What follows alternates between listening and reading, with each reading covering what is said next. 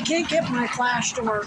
Anyway, this is a follow-up to the first email for you, Merideth, where I was telling you that you may have friends that are victims advocates or whatever. That doesn't mean that even if they've been through some shit, every single one of the people trying to kill us are special victims advocates. Chad Cronin, my ex-boyfriend and employer, the cokehead who doesn't want to pay me my salary and wants to kill me, he was the hate crimes advisor for Orlando PD, besides a Florida state's attorney who prosecuted domestic violence. And then he's a Fed, so he's specializes in human trafficking. Beth Sweeney, she was a nurse practitioner at Family Health Center that was partnered with True North, the domestic violence organization in Columbia, Boone County Sheriff, and Columbia Police Department. Katie Huddleston Smith was their victim tampering detective, part-time, and then she was a volunteer at True North. She pretended to help me, went into the ER with me, called the admin out on their lies, caught them in their falsification of medical records, and then all of a sudden she's given a job, and not a volunteer, but she's now given a paying job at True North, basically resume perks. Another one was Attorney General Chris Koster, Missouri Attorney General Chris Koster. He's now the Senior Vice President of Centene Corporation. I don't care how convinced your friends may be that they're staunch advocates. That doesn't mean that they can make a prosecutor or judge or a special victims detective do their job. So basically what I'm trying to say is if anybody, whether it's family members or your friends saying, oh, have her come out here or we'll help her. No, don't fall for that and immediately report them. I'll send you a photograph of the Special Victims Unit's business card. It's called Chittenden Unit for Special Investigations. It has the victim's advocate's email and direct phone number on there. You need to report those people, whoever they are, and figure out how to do it in a way that nobody will know. So, I'm not leaving this jurisdiction. I already have. Sarah George is a progressive. She's not corrupt. She's the state prosecutor. I don't trust this federal prosecutor, but that doesn't matter. She can bring state charges. Plus, being here, I'm also in New York's jurisdiction where Governor Hochul hired the independent investigation. I already have a system of advocates, doctors caring for me. I may have to live in a tent, but if that's what I got to do to help get justice for my murder victims and so on and so forth, I have to honor my oath as a detective to get justice for my clients who have been murdered and others who are incarcerated and others who've been threatened, their kids have been threatened. I'm not going to go against that oath.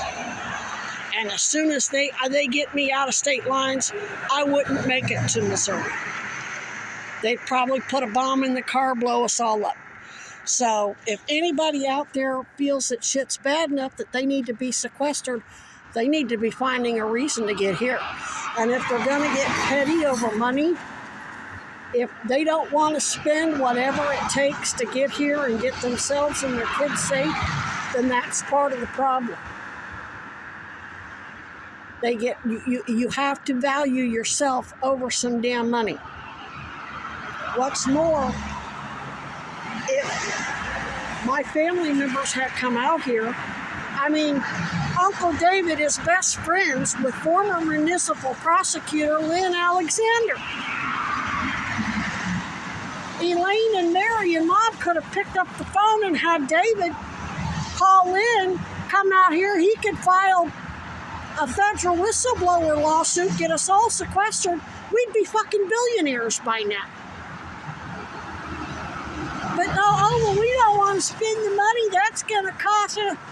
That's called being penny wise and dollar stupid. Now your brother's dead. 2 more cousins are in trouble, according to what you're saying. You aren't safe. Your son isn't safe. Elaine's not safe. Because they've got this money shit in their fucking head and can't think. They're like the Chinese people that go to prison in China. They can't see past the wall. So they commit suicide because they can't imagine, they may only have 7 months time to serve. Well, after 7 months is over, get on with your life. But they can't see to the other side. They don't know how to handle success. They self-sabotage. Well, I can't let anybody sabotage this ongoing investigation. I put too much into it. Everybody had their chance to help me while I was in Missouri. Barbara Bauer, big-time human trafficking trauma therapist. She did EMDR therapy. She was my doctor. I had her private cell phone number. As soon as she found out that Beth Sweeney fired me to cover up the fact that Beth Sweeney was trying to sleep with me in the fucking exam room, she fired me. She said, I can't sit here and watch you die. Meaning she wasn't going to sit there and be a part of my murder. She could have got special prosecutors involved. Fuck, how many fucking Missouri doctors filed federal whistleblower lawsuits only for the federal judge and prosecutors not to do shit? So ain't nobody safe in Missouri or Arkansas or Arizona. That's why they've sent people here to try to lure me back to Florida, lure me back to Missouri, lure me back to Arizona. I don't give a fuck who it is. And I would not be surprised if they didn't have people cozy up to you, get you a job, you apply for a job somewhere, and they make sure you get that job, and then they plant moles in there who you think are your allies. So they already know we've got them, the Spectrum Health and Katie, they already know that Nanette Ward and Dr. Bauer and, so many others are, so they wouldn't be stupid enough to have anybody other than a family member try to solicit and lure me back. So, yeah, their next move, and I'm not just basing that on speculation. I used to get free food at a local restaurant, and there were some of the kids there, the students, really fond of me, and one of them even wanted to date me. She was real cute. So they had one of their undercovers get a job as a fucking dishwasher there. This fucking little prick getting paid a fortune goes in, pretends to be a homeless guy needing a job. He's in 100-degree heat washing dishes all day so he can pit those people against me. It's called infiltrating. It's what they do. They study you. They know everything you buy. If you're an artist, they're going to pretend to be artistic. If you're a victim, they're going to pretend to be a victim. Hell, I got a video of Burlington police and another one of their PIs putting on this big show where the police pretend to confiscate his bike so that he could convince me he was a victim because I knew he was a cop. So they put on this big fucking shit show down at the transit center in front of nobody was buying. It wasn't just me. There was a whole bunch of people on that platform, including other people of color like myself. I'm Native American. My color is white, but I'm not technically fully Caucasian. I'm a mongrel child. That's why our mothers wanted me dead. I was ashamed. Because I'm actually descendant of slavery. Moore is the name of the people, the plantation owners who owned my 2 Native American great-grandparents as fucking slaves. So,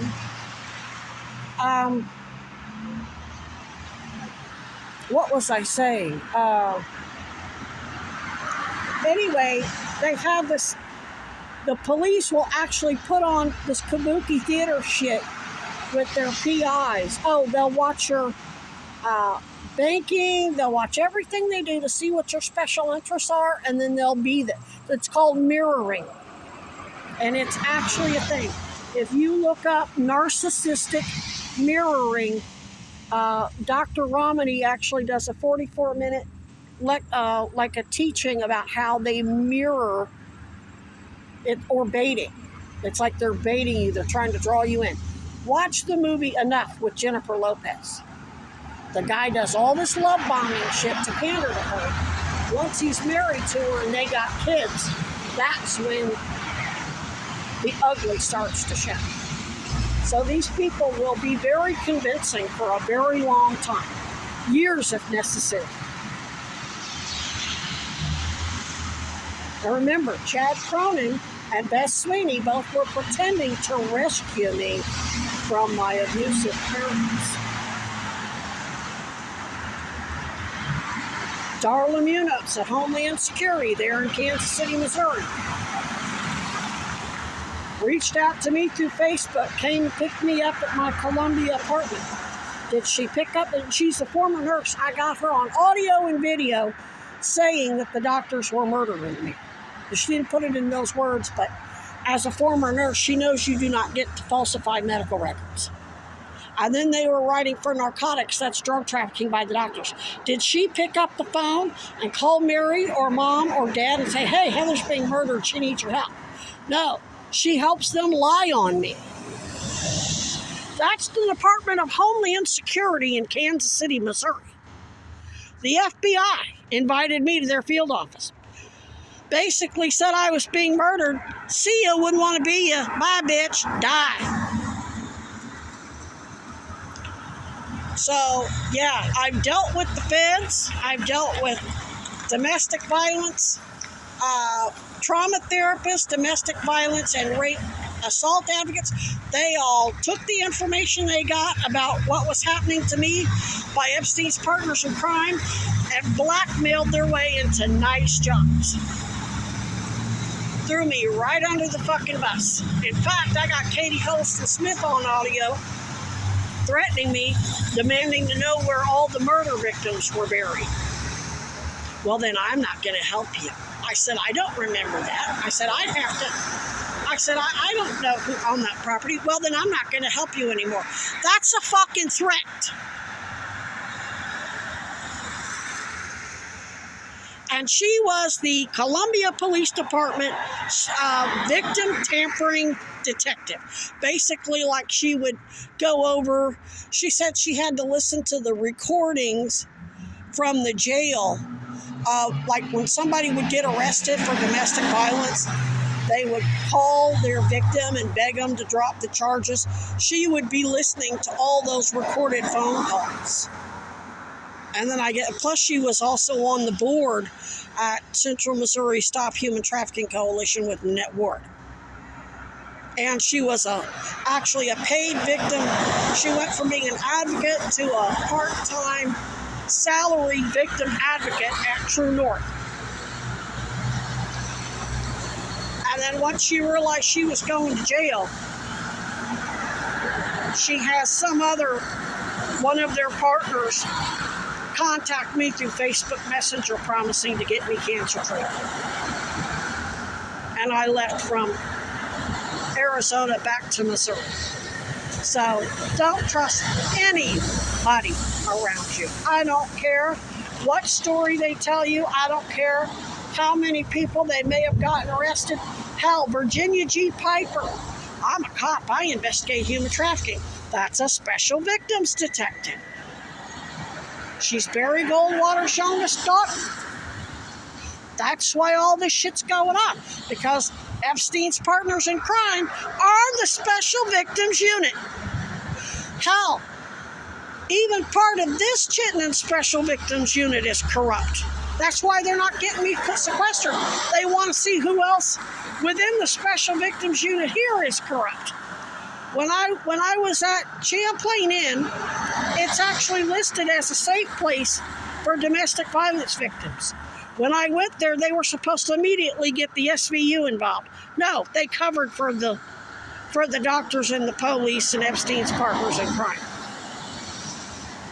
And that was Heather Bush. She's also on staff at Safe Harbor, which is a free medical clinic that's basically part of, it's state funded and federally funded, and it's part of Community Health Centers of Burlington, a big, huge tax-exempt nonprofit.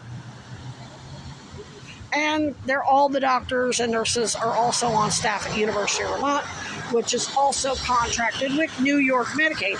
University of Vermont owns and operates 3 hospitals in the state of New York. So I'm not leaving New York jurisdiction. I've got a team in place that's prosecuting everybody. And, I